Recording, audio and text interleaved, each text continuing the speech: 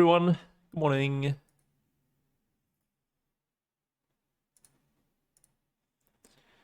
Right, so we're gonna continue with the rest of simple harmonic motion. Oops, hang on. Yeah.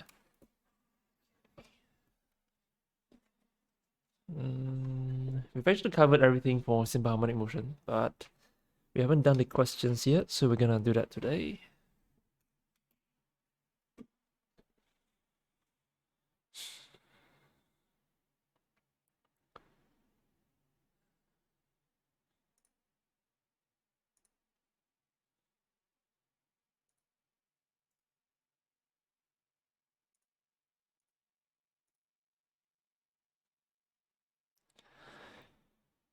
Right, so let's look at question 1.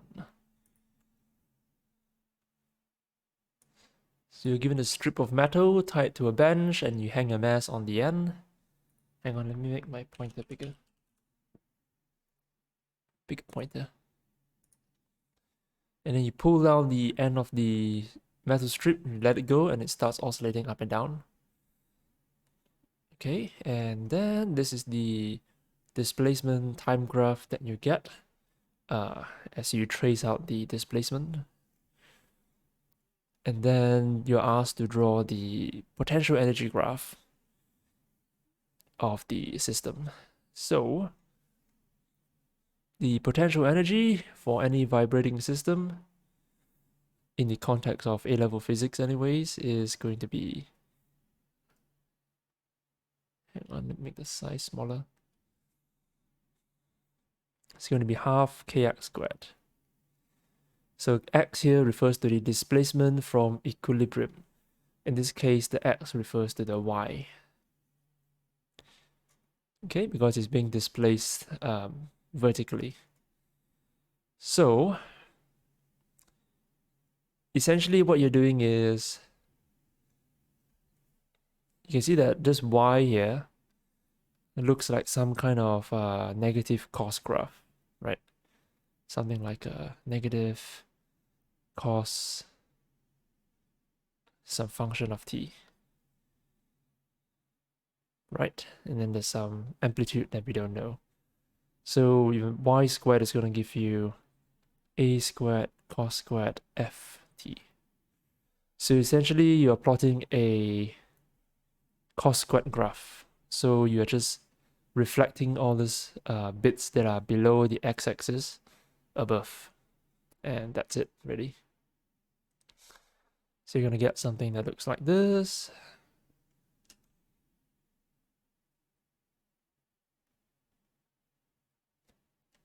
Hang on.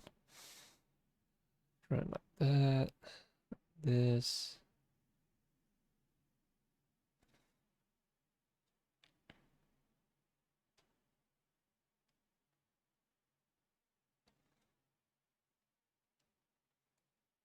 Yep. More or less something like that. So note that the curve, when you draw it here, is actually gradual. It kind of goes like this before it touches the bottom. It's not you shouldn't draw it like this. Okay, this is, nope, this is incorrect. Just to give you an idea why that's the case, let's go to Desmos, so you can sketch it right here. So y equals cos x looks like that. Y equals to cos squared x looks like this. Notice that this is actually gradual.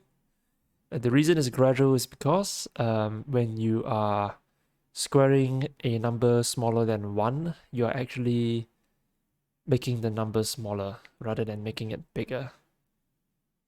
That's why it's gradual over here. Okay, anyway, that's it. Part B, the string supporting the mass breaks when the end of the strip is at the lowest point in the oscillation, such as what change happens to the period and the amplitude. So as it oscillates at the lowest point, suddenly the mass breaks off. What's going to happen to the oscillation of the metal strip? So what's essentially happening here is that the mass of the vibrating system is decreasing. So when the mass of a vibrating system is decreased, the period would actually decrease. And the amplitude would actually increase, if I'm not mistaken. Let me just check. Yep. So the exact reason is very long. But if you want to read up the exact reason, hey, Carrot, hello, good morning. Well, it's probably not morning at your place, but good evening, I guess. Hello, hello. So, if you want to read up the exact reason as to why the period decreases and the amplitude increases, is actually here on page 8. So you want to start with the master equation, and the change in the potential energy has to do with the gravitational potential energy and the elastic potential energies. You have to account for both energies. And then, yep, you're just doing the master equation, and you use the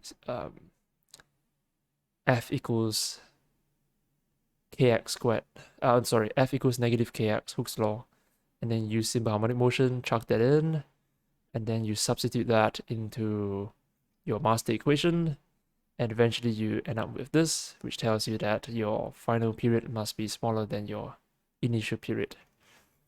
And for the amplitude, you're essentially doing the same thing, but you're using the master equation, but you have to treat this as the center, and as you extend,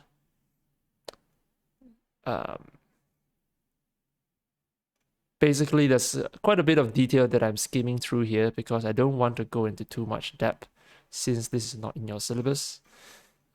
So it's all here anyways. I'll just leave it here for you to go through in your own time if you want to do so. But if you don't want to, you don't have to, because like I said, it's not in the syllabus. You slept a long time, so it feels like it. I see. All right, let's look at question 2. A student sets out to investigate the oscillation of a mass suspended from the free end of the spring. You pull the mass down and then you release it, and this is the displacement time graph that you get. Explain why the graph suggests that the oscillations are undamped. Undamped means your amplitude doesn't decrease, right? So as you can see from the graph, the amplitude is constant, so that's why it's undamped. So that's what you want to say.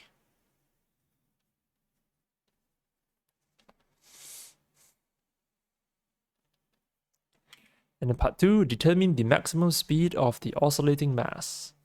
So maximum speed is omega x naught.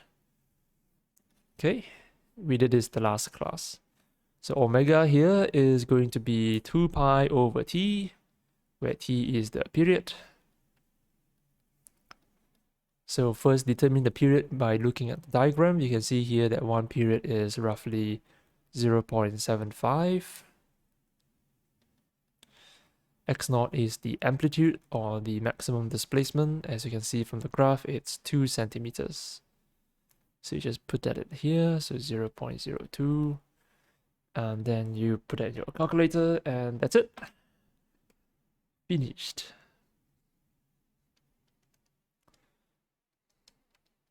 So that's going to be 0.168 meters per second.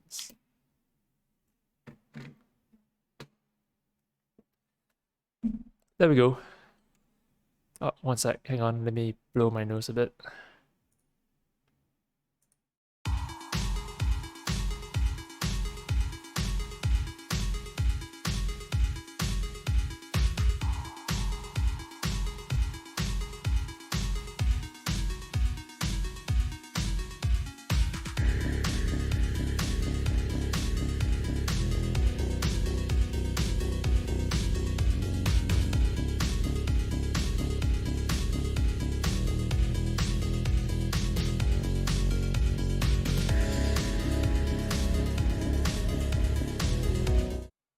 And I'm back. Okay. Let's look at question 3. The defining equation of a simple harmonic motion is this. State the significance of the negative sign in the equation. So, like what I've mentioned in the last class, the negative sign here tells you that the displacement and the acceleration are oppositely directed. This omega here is the angular speed, so this you can just ignore it, it's just a constant. So that's what you want to say. So A is oppositely directed to x. That's it. Okay, next you have a frictionless trolley stuck in the middle. Two springs. These springs are attached at these fixed points here. Initially, when the trolley is in equilibrium, the extension of each spring is E. And then you displace the trolley to one side, and then you release it so it starts oscillating, right? So show that the magnitude F of the restoring force acting on the trolley is given by 2kx. Right, so how should I explain this? Initially, the extension for each spring is E. And then after you push the trolley to one side by a distance x, the extension of this spring on the left is going to be E minus x. And the spring on the right would have an extension of E plus x.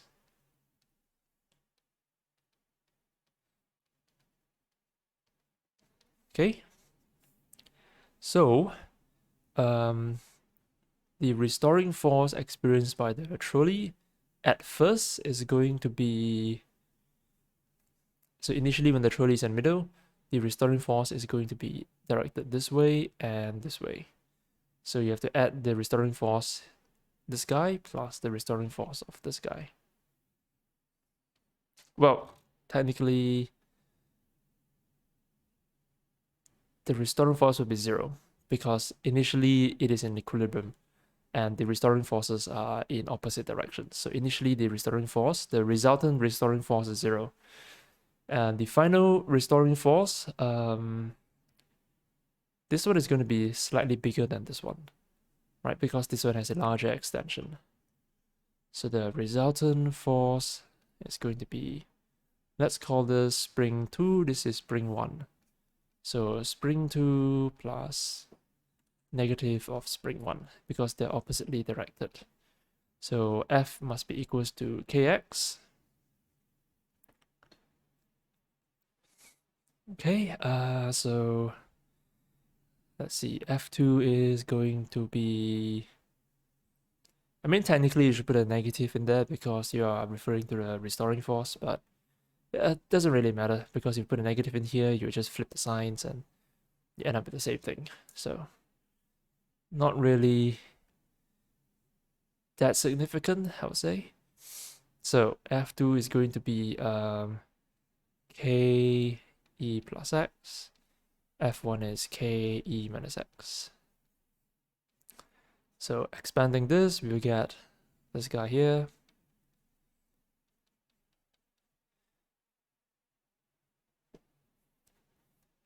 So Ke and Ke cancels, and then you end up with 2kx. So this is how you are supposed to do it. Okay. A very common mistake that I see students make over here is they will say, oh, the spring 1 has an extension of kx. Spring 2 has an extension of kx. Therefore, it is 2kx. Wow. No, that's not how you're supposed to do this. Because first off, the extension is not x. The extension is E minus x and E plus x. And you're not supposed to add them up. You're supposed to subtract them because they're oppositely directed. Okay, part 2. The trolley is then released. Show that the acceleration A of the trolley is given by this. Right, so resultant force is equals to 2kx. We know that from part 1. Resultant force is going to be ma. Actually, you know what? This should be m negative a because your acceleration is oppositely directed to your displacement. right? You're displacing the trolley to the left, but the acceleration is to the right, since the resultant force is technically to the right. So, so you rearrange this guy, and you get negative 2kx of m. Done. Finished. Part 3. The mass m of the trolley is 900 grams, and the spring constant is 120. By comparing your answer to A and the equation B2, determine the frequency of oscillation of the trolley. Okay, so we know the mass, we know the spring constant K. What else do we know? Right, we are trying to find the frequency of oscillation. So you can actually see that this tells you here. Where is it?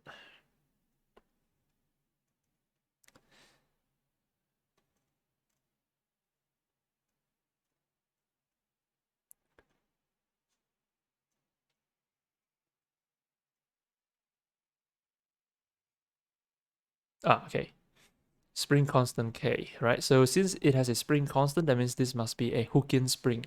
It obeys Hooke's law. So if it obeys Hooke's law, it must obey the simple harmonic motion equation as well. So when you release the trolley, it's going to oscillate with a simple harmonic kind of oscillation. So that's going to be A equals negative omega squared x.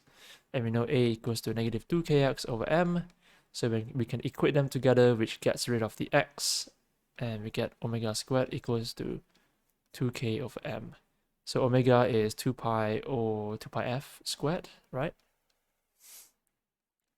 So f is going to be 2k over m divided by 4 pi squared. And then you square root.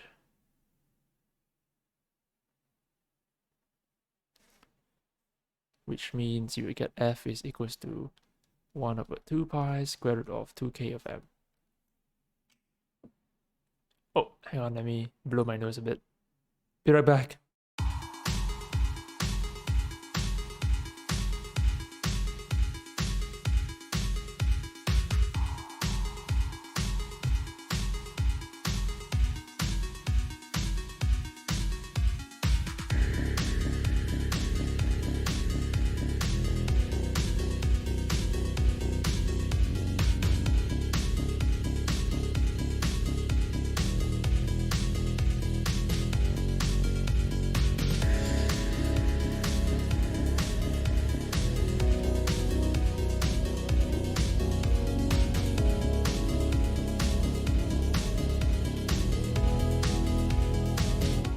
And I'm back. Sorry about that. Got a bit of a cold this morning. Anyway, let's see. Putting that into our equation, we get 2 times 120 divided by 0.9.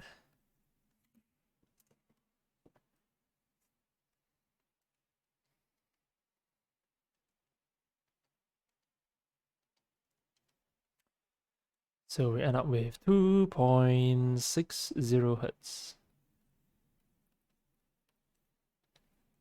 There we go.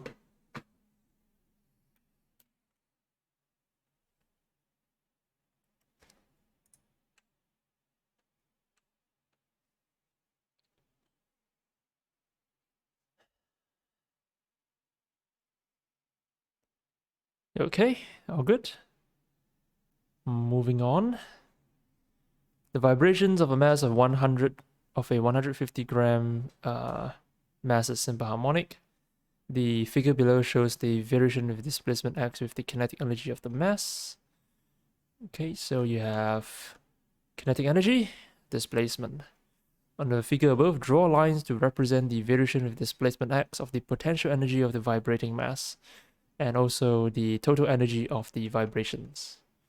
So, to do this, remember that the total energy must be constant, right? Conservation of energy.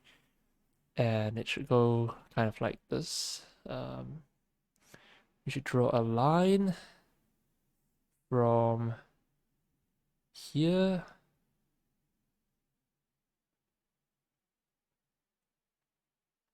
to here. Well, I messed up. The line should be touching the top of the kinetic energy curve. So it should be somewhere like this.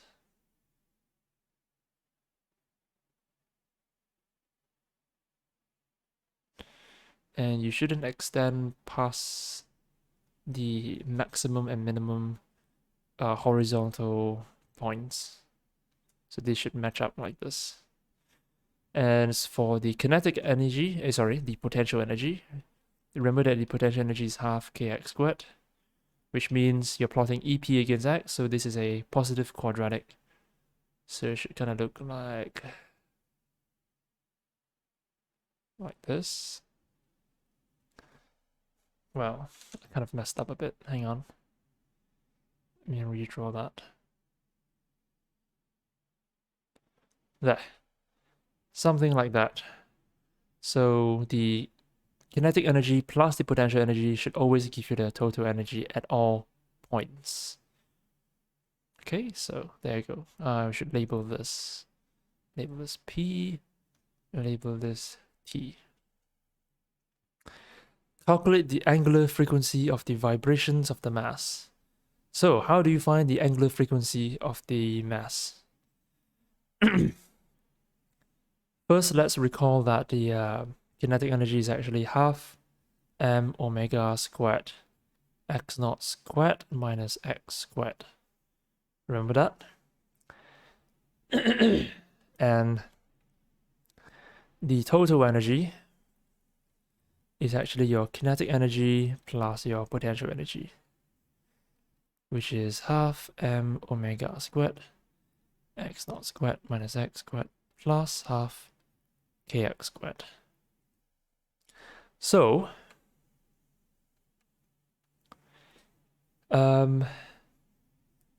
we actually know what the total energy is. So if you look at this here, the total energy is going to be this line, and this line is going to be the same level as the maximum point of your kinetic energy curve. So that is roughly, let's see, if this is 16, this is 12, so 13, 14, 15, no, 13, 14, 15, 1, 2, 3, 4, 5, 6, 7, 8, 9, 10. That means each square is 0.4. So 1, 2, 2.5. So it's 15, right? Yeah. So this should be 15 millijoules. Millijoules. So my total energy, is 15 millijoules. Okay, cool. So we're trying to find omega, but we have too many unknowns. We have this one and this one.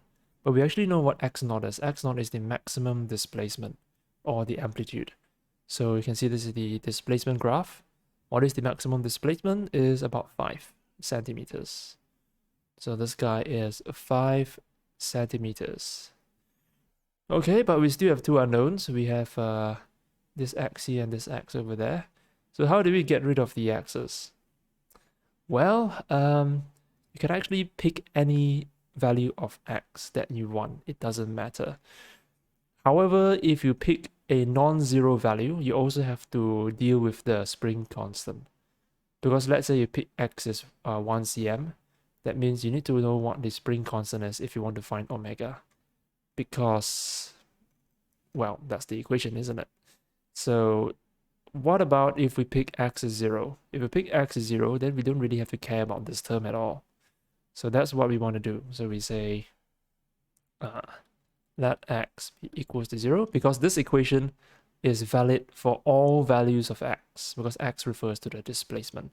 So at all values of x, you will get the same total energy. Okay, so you can pick any value of x that you want.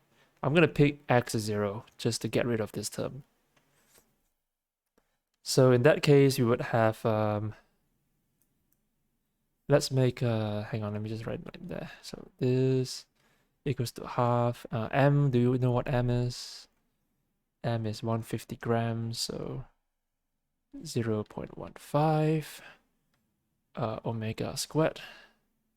And then 5 times 10 to the power minus 2 squared. Okay, so omega is going to be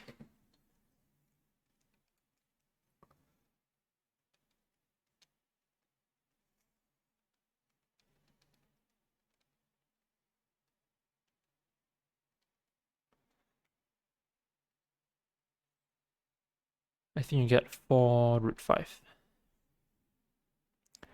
which is roughly 8.94 radians per second. There you go. That's it. Okay, so remember that when you use the energy equation, you can actually put in any value of x that you prefer. Ideally, you want to put x as 0, so you can get rid of this term here. Okay? That's the important part. Okay, be right back. I'm gonna blow my nose again.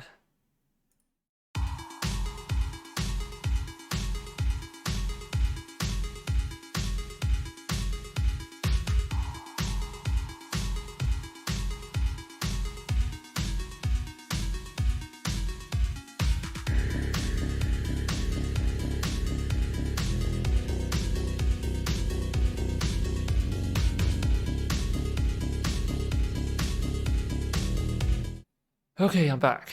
If you guys have anything you want to ask, feel free to do so, because that's kind of the point of having a live lesson. So you can ask me whenever there's anything that you are stuck on or you don't quite understand. Otherwise, you could just be watching a recorded video, right? So feel free to send me anything that you want me to go through. Okay, part C. The oscillations are now subject to damping and the mass loses 20% of its vibrational energy. Use the figure above to determine the new amplitude of oscillation. Explain your working. So, you subject the thing to damping and it loses 20% of the vibrational energy.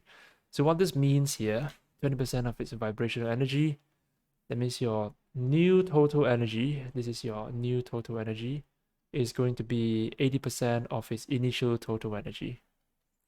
Because some of the energy has been lost as heat or something, whatever. Maybe sound. So, what is your new amplitude going to be? Okay, so what you want to do is work out your new energy. So your new energy is going to be 0.8 times your old energy, which is 15 millijoules right there. So 15 times 10 to the power of minus 3. Okay, so now you have your new energy. Let's work out your new amplitude. So let's just put that in here. Total energy equals to kinetic energy plus potential energy. Kinetic energy is half m omega squared x naught squared minus x squared. Potential energy is half kx squared. Right, let's see. So remember the x, you can put any value that you want. I'm gonna say x is 0, which means we're left with half m omega squared x naught squared. So now we just have to find x naught. So x naught is going to be equals to 2 times 0.8 times 15 times 10 to the power of minus 3, and then divided by m.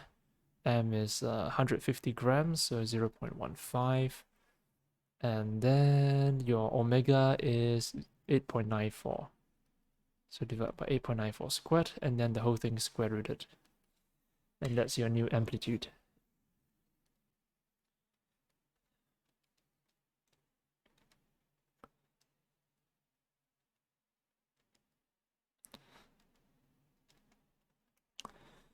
So your new amplitude is 0.0447 meters, which is roughly 4.47 cm. So if I were to do this on the graph, this thing would shrink to 4.47, so roughly somewhere here. Well, 4.47 is somewhere here actually. Which means your new, hang on, let me see, what's the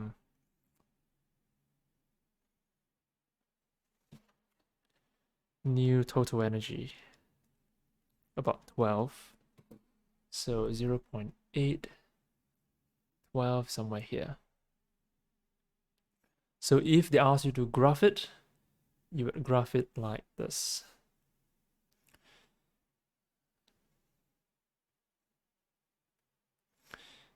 It goes like that all the way to here. Okay, and your new total energy is going to be smaller, so it's going to be something like here to here. And then your new potential energy is something like this. Well, technically the new potential energy should always be lower than the initial potential energy. There we go. Something like that, more or less. Okay, but they didn't ask for that here, so you don't really have to do this. I'm just drawing this just to show you what happens if they ask you to do that. Okay, so there we go, done. Okay, moving on. You have a tube closed at one end, has a constant area of cross-section A. You put some lead shots in it, and then you displace the tube so it starts oscillating up and down. And the displacement y is given by this expression. Show that the tube is performing simple harmonic motion with a frequency given by this. So, if the tube is performing simple harmonic motion, then the acceleration would look like this. Okay? And if you compare this equation with this, you'll see that A and Y is x here, which means this guy must be omega squared. So omega squared must be A rho G over capital M. And then omega is 2 pi over 2 pi F, right? So you just move 2 pi over and then you square it both sides. And lo and behold, you get your answer. Ta-da! Done. That's it. Okay.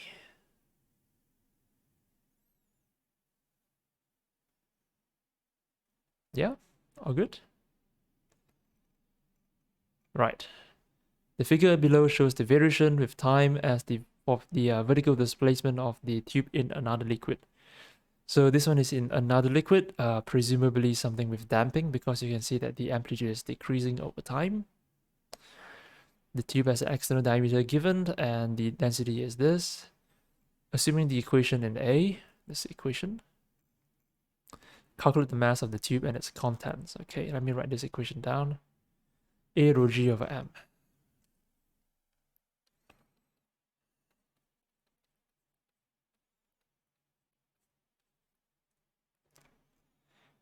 Okay, you're trying to find M, so let's make M the subject.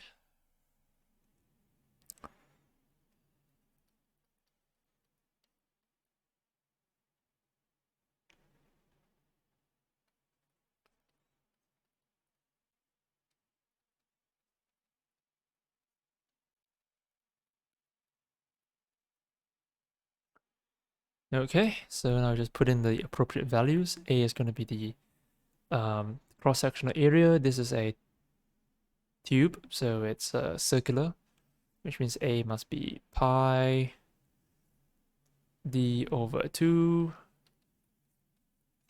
squared. Rho is the density, which is 950.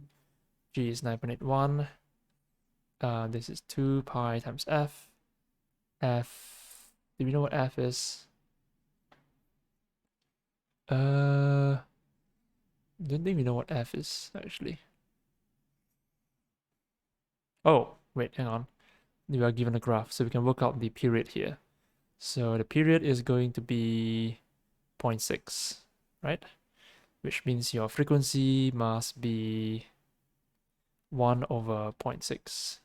And this whole thing is squared. And there you go. That's it. One sec. Gotta blow my nose again. Be right back.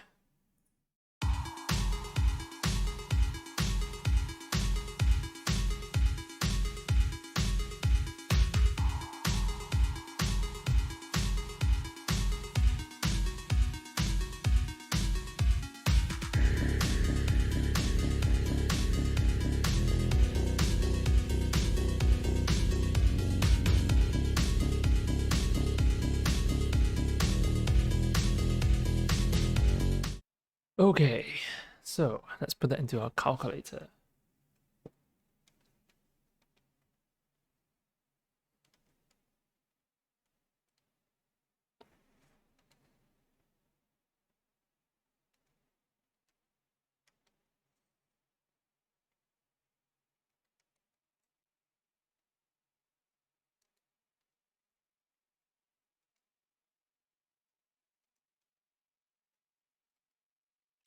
So now we end up with 0.0384 kilograms.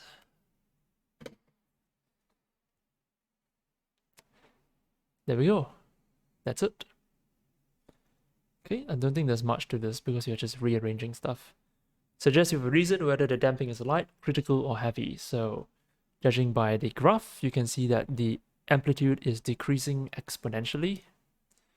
Right? Amplitude is decreasing exponentially. So, it has to be a light damping. So, light damping because amplitude is decreasing exponentially. There we go. After one complete oscillation, the amplitude of the vibration is reduced from 2 to 1.4. State and explain whether after a further 2 complete oscillations, the amplitude will be at 0. So if you mistakenly think that the amplitude decreases linearly, then you would think it would be at 0, right? Because, oh, initially it's 2 to 1.4, so the difference is 0.6. So after another oscillation, it will be 1.4 minus 0.6, which would be 0.8, and then one more becomes 0.2. And another one becomes negative. No, right? You can't have a negative amplitude because that would be ridiculous. So answer is no, it doesn't go to 0 because it decreases exponentially, which means it will never reach 0. So no, because the decrease is exponential. With bracket, never reaches 0. There. Okay. Right then. Next. A cylinder and a piston used in the car engine are illustrated below. The vertical motion of the piston in the cylinder is assumed to be simple harmonic. The top surface of the piston is at AB. When it's at the lowest position, it is at CD when it's at the highest position. So it just oscillates between these two positions here. The displacement D of the piston is represented by the equation, this guy. D is in centimeters. State the distance between the lowest position and the highest position of the top surface of the piston. So, remember that whenever you write the displacement against the displacement function, this is actually this D is the displacement, this is the function itself. So y equals to some function of t, right? So y is our displacement. So the function of t in this case is going to be negative some amplitude, cos, and then omega t. It's always of this form. The thing inside the sinusoidal function is always omega t. So if you compare this with this, you see that 220 is actually omega, and 4 is actually your amplitude, which means the amplitude is 4, right? So amplitude is 4. And remember, amplitude is the maximum displacement from the equilibrium position, which is the center, to the lowest or highest point. So from the center to the lowest point is 4 cm. From the center to the highest point is 4 cm. So the total must be 8 cm. Determine the number of oscillations made per second by the piston. Number of oscillations per second is going to be your frequency. So you need the omega for that. Omega is 2 pi f. And we know what omega is. Omega is 220 because you're comparing the omega with the 220. So f is going to be 220 divided by 2 pi. which is 110 over pi. Okay, so change that to 3 significant figures. 110 pi, you get 35.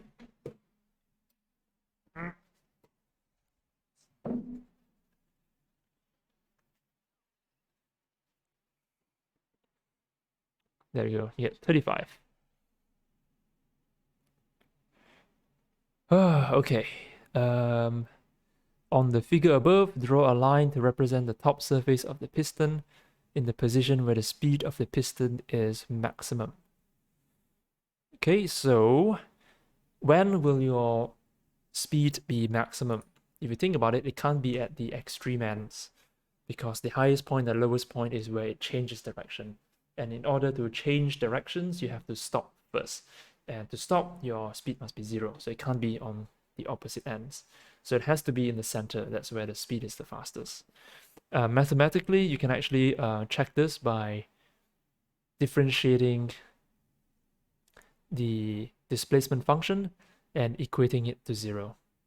Okay, because differentiating it gives you v, equating it to, well, not equating it to 0, what am I saying? So you have the d is equals to negative 4 cos 220t, right? So if you differentiate this, you will get your velocity. So differentiating this gives you negative 880 sine t, and then, sorry, I messed up. Hang on. Sine 220t. There we go.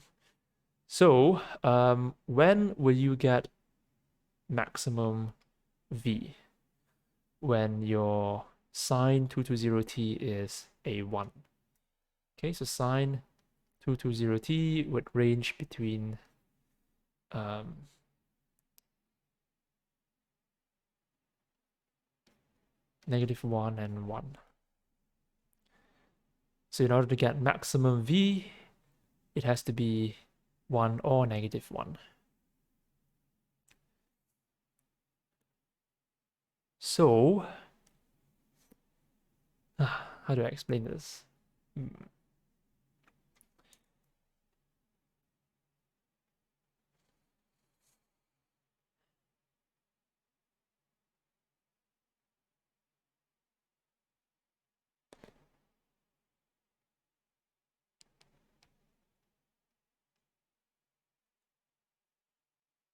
Maybe it's easier if I draw the graph.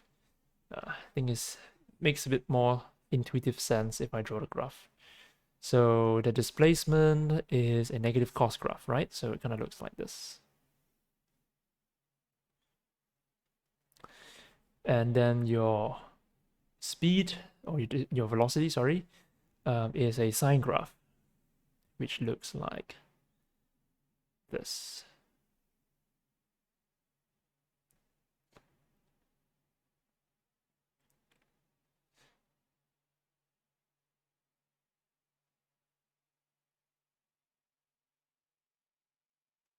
So it is a maximum speed when the displacement is at the center, because displacement is 0. So v equals v max when d equals to 0. Okay, so you want to draw a line at the 0, the equilibrium position. Next, calculate the maximum speed of the piston. So maximum speed is always going to be omega x naught, which is going to be 220 times 4. So we get 880. 4 is actually in cm, so you want to change this to SI units. Hang on.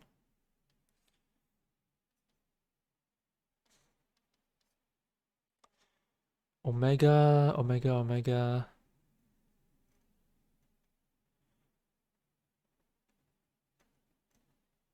Yep, okay. So that would be 8.8.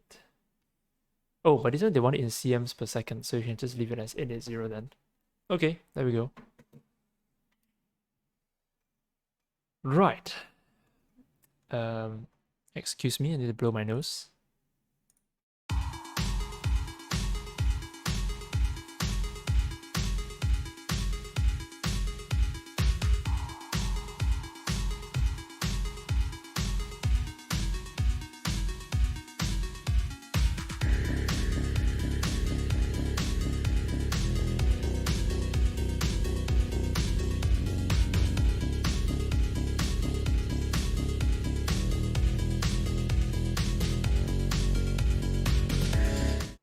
And I'm back.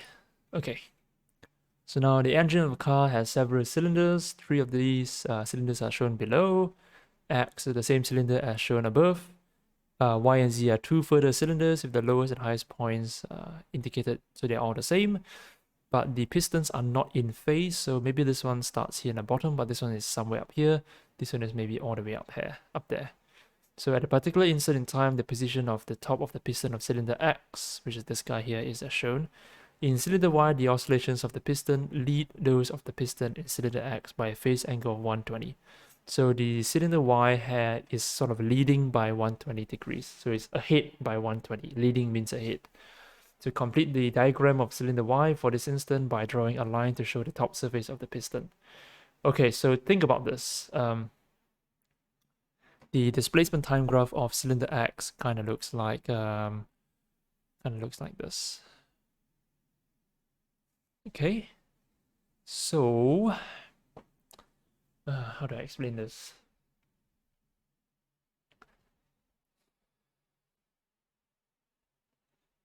If it's leading, that means it is ahead, which means this one would have started before this one. Okay, so if this is 0 degrees, when it goes here, it's 90, 180, 270, 360, because this is going up and down is one full cycle. So 90, 180, 270, 360. So if it is 120 ahead, it should be 90 and then 120, which is somewhere between 90 and 180. So it's should be somewhere up here. So it should be somewhere here.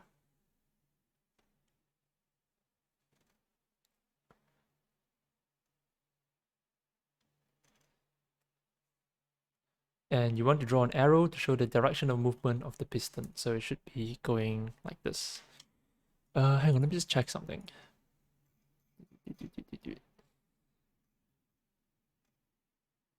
Oh, never mind. Okay, so in cylinder Z, the oscillations of the piston lead those of the piston in cylinder X by a phase angle of 240. Okay, so it's 240 ahead. So if this is 0, 90, 120, 0, 90, 180, and then 270, 360, right? So 240 is somewhere between 180 and 270, so it should be somewhere here. So you should draw the same line over here, and this time it's going to be heading downwards like that. So there you go. For the piston in cylinder Y, calculate its speed for this instant. So at this particular instant, what is the speed? Okay, so what you got to do is use the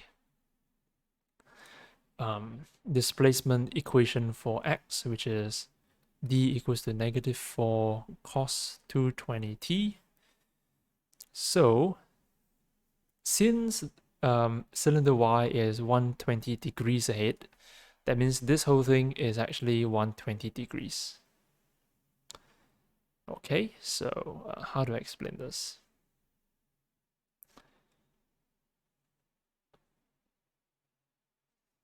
You know what? Let me just write the velocity function first.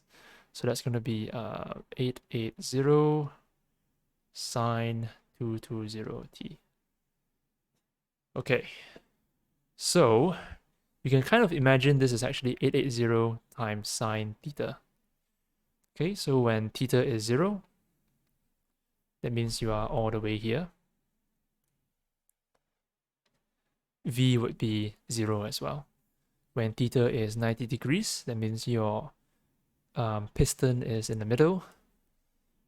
V is going to be 880 times sine 90, which is 1. So you will get 880 and so on, right? So that's what's happening.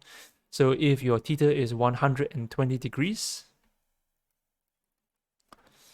then your V would be 880 times sine 120. So just put that into a calculator.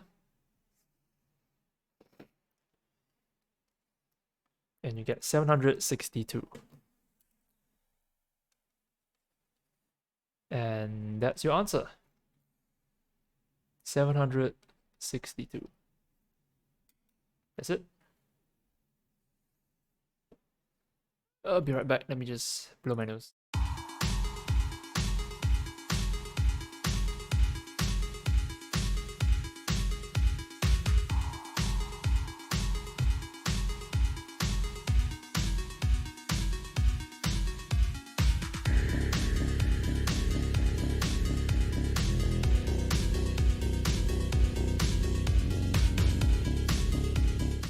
Sorry about that. Okay, so there we go. Okay, so that's how you do this. And we are done. That's the last question. So, having gone through all these questions, you should be able to do the partial questions now. But let me just recap very quickly. This thing here is actually, you can replace this with the angle theta. And if you know what the phases are, you can put in the angles, the corresponding angles, to find the speeds or displacements at those particular points in time. You can also compare the given acceleration equation with the simple harmonic equation, assuming it oscillates with SHM, simple harmonic motion. You can compare this with this. Usually that's what you want to do. And then for the energy equation, you can actually pick any point, any displacement x that you want. Ideally, you want to pick x as 0 so that you get rid of this term here. And then you're left with just total energy is half m omega squared x naught squared. And usually that's the equation that you want to use. Okay, so total energy equals to half m omega squared x naught squared. Usually this is the most useful equation, but this actually comes from this. So sometimes they might give you a particular displacement and the spring constant, and they don't give you the, let's say, total energy, and they want you to work it out, and this is how you work it out. Okay, use this equation. Right, that's about it. Oh wait, there's also one more thing. If you remove the mass of a vibrating system, the period would decrease and the amplitude would increase. The reason is beyond the scope of the syllabus, but if you're interested, is from page 8 to 11, so you can have a look at that, but you don't really need to know. So that's it. We are done.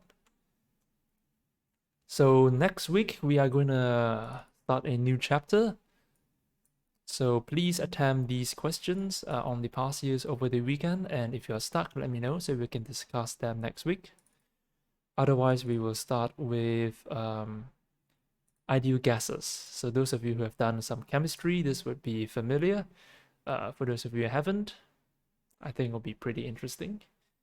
Okay, so we'll stop here for today. Okay then. And I'll see you guys next week. Even though we stopped early, you should have some time before your next class. I would highly recommend that you attempt the past years for oscillations, just to see if you know what to do. So try these questions. Okay, all right. Bye-bye. We'll stop here for today. I'll see you guys next week.